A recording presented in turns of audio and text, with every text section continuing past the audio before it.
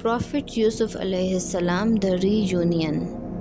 The brothers returned to Egypt a third time, but this time they came with empty hands.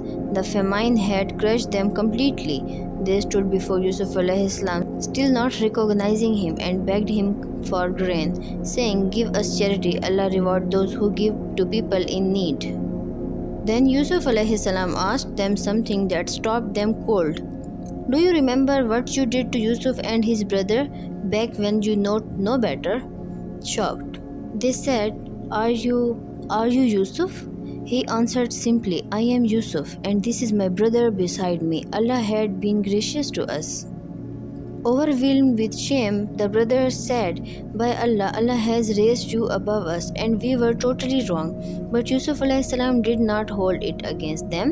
He told them, "There is no blame on you today. May Allah forgive you. He is the most merciful of all who show mercy." Then he gave them his shirt and told them to carry it back to their father and place it over his face, and his eyesight would return. He asked them to bring the entire family to Egypt.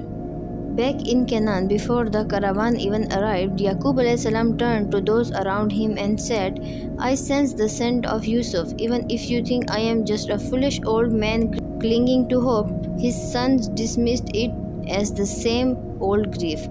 But when the shirt finally reached him and touched his face, his sight returned instantly, just as Yusuf alayhi salam has said.